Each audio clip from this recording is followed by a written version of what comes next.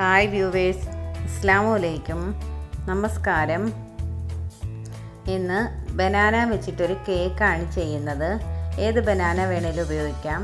ഒരു ഫ്രൈ പാനിൽ ഞാൻ ഓയിൽ തൂകി വെച്ചിട്ടുണ്ട്. ബട്ടർ പേപ്പർ ഇല്ലെങ്കിലും ഫുൾ ഓയിൽ തൂകി വെച്ചാൽ മതി.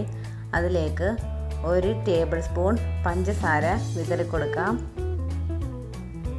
അതിലേക്ക് കട്ട് ചെയ്ത് വെച്ചിട്ടുള്ള ബനാന വെച്ച് കൊടുക്കാം. ബനാന ഫുള്ള് വെച്ച് കൊടുത്തിട്ടുണ്ട്. ഇതിലേക്ക് 1 മുട്ട വേണം, 1 കപ്പ് പഞ്ചസാര വേണം. ഇത് രണ്ടും കൂടെ നന്നായിട്ടൊന്ന് മിക്സ് ചെയ്ത് കൊടുക്കാം.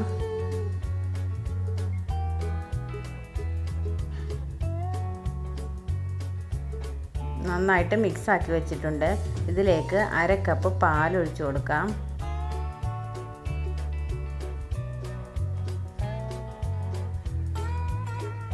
പാലൊഴിച്ച് പഞ്ചസാര മെൽറ്റ് ആകും വരെ ഒന്ന് മിക്സ് ആക്കി കൊടുക്കണം. 1 നുള്ളു ഉപ്പും കൂടി ചേർക്കണം.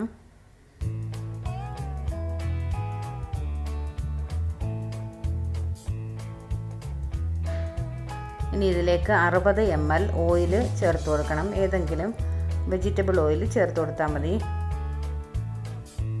ഇനി വേണ്ടത് വാനില എസൻസ് ആണ്. അത് 1 ടേബിൾ സ്പൂൺ ചേർത്ത് കൊടുക്കാം. ഇതൊന്ന് മിക്സ് ചെയ്ത് കൊടുക്കാം. ഇനി 1/2 കപ്പ് മൈദ വേണം. അത് കുറേശ്ശെ ചേർത്ത് കട്ടയില്ലാതെ ഇളക്കി കൊടുക്കണം.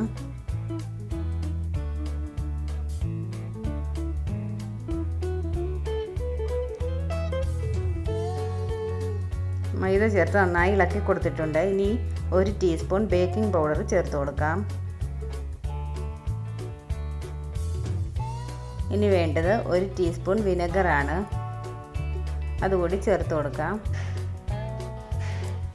ഇത് നന്നായിട്ടൊന്ന് മിക്സ് ചെയ്തെടുക്കാം. ഇനി സ്റ്റവ് ഓണാക്കിയിട്ട് പാൻ ഒന്ന് ചൂടായി വരുമ്പോഴത്തേക്ക് ഈ ബാറ്റർ ഒഴിച്ചു കൊടുക്കണം. പാൻ ചൂടായി കഴിഞ്ഞാൽ ലോ ഫ്ലെയിമിൽ വെച്ചിട്ട് 25 മിനിറ്റ് വേവിച്ചെടുക്കണം. അടച്ച് വെച്ചിട്ട് വേണം ഇത് വേവിച്ചെടുക്കാൻ.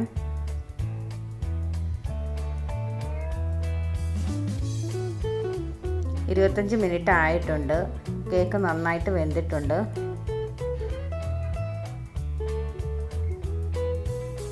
ഇനി ഇതൊരു പാത്രത്തിലേക്ക് മാറ്റാം.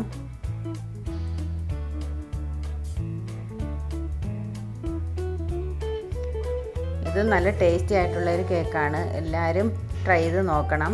ലൈക്ക് ചെയ്യണം, ഷെയർ ചെയ്യണം, സബ്സ്ക്രൈബ് ചെയ്യണം. Thanks for watching.